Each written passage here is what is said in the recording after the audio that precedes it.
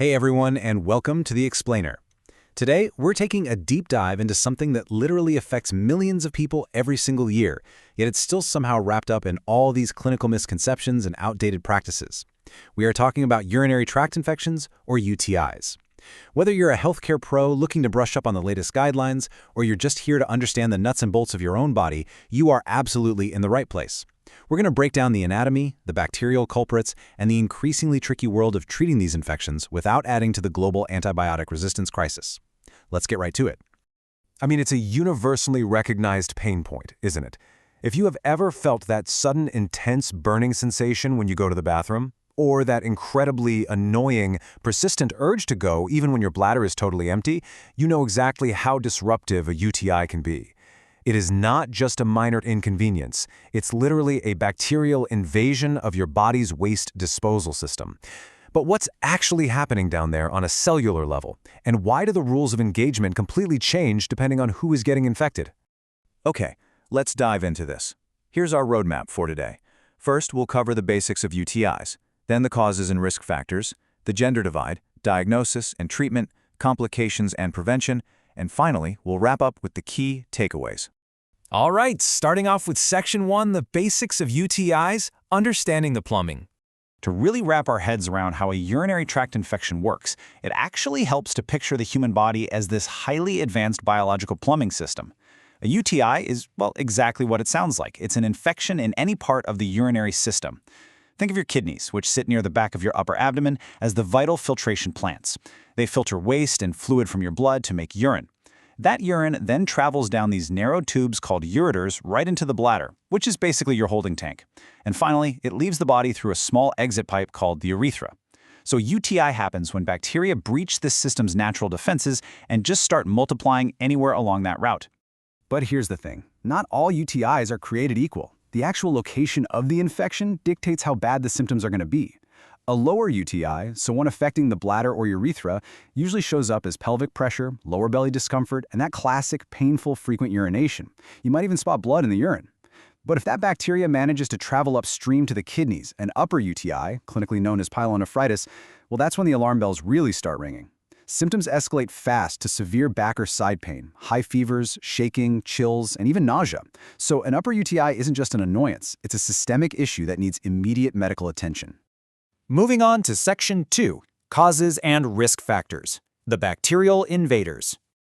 So how exactly do these bacterial invaders get inside in the first place?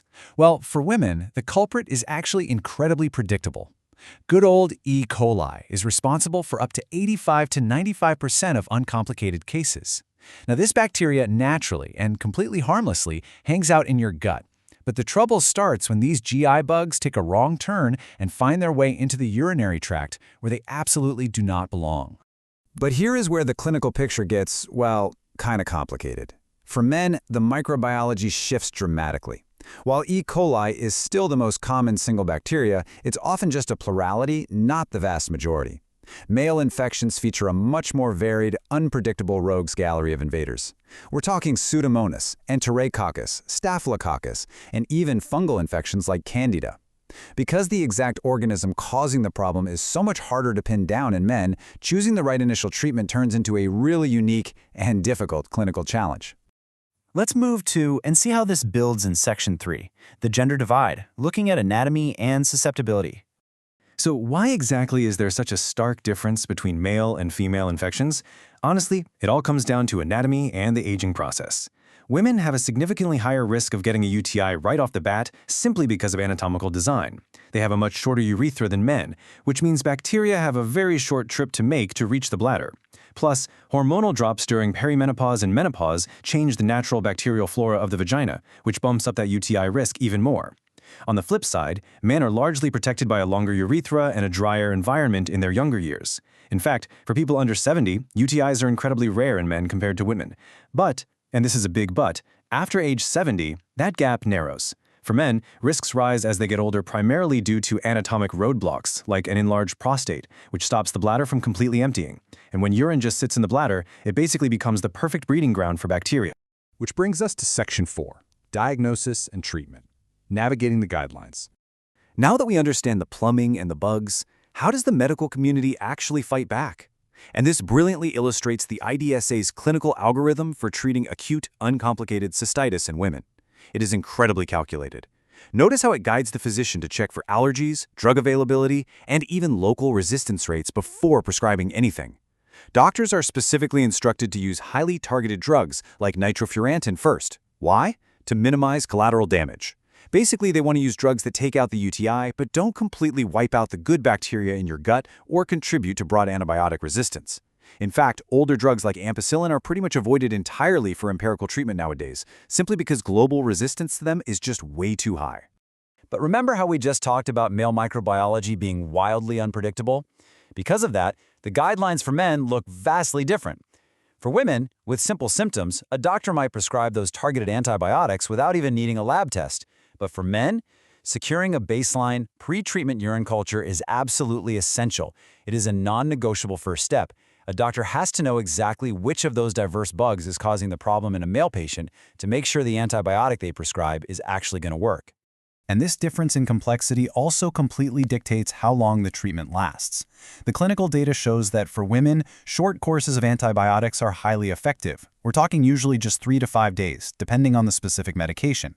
But for men, because the infection is inherently considered more complex and just tougher to eradicate, sometimes it even involves the prostate, treatment courses are generally longer. They typically require a full 7 days to really clear the infection out. So, the crucial point is this. Antibiotics are amazing, powerful tools, but they are dramatically overused, and that is leading to a massive global threat of antimicrobial resistance. One of the biggest drivers of this is treating something called asymptomatic bacteriuria. This happens when a routine test finds bacteria in the urine, but the patient has absolutely zero symptoms, none. For decades, doctors would just automatically prescribe antibiotics to clear the bacteria. But today's guidelines are crystal clear. Unless the patient is pregnant or about to undergo a specific urologic procedure, having bacteria in your urine without symptoms does not mean you have an infection. And treating it actually harms the patient and society by helping breed drug-resistant superbugs. Moving right along to Section 5, Complications and Prevention, Taking Control. So what happens if things go wrong? Look, while most UTIs are highly treatable, ignoring them carries some pretty severe consequences. If that localized bladder infection travels up to the kidneys and is just left unchecked, it can actually cause permanent lasting kidney damage. In men, repeated infections can create scar tissue that physically narrows the urethra. In pregnant women, a UTI can trigger early labor or lead to a low birth weight infant. And in the most extreme, severe cases, the bacteria can cross into the bloodstream.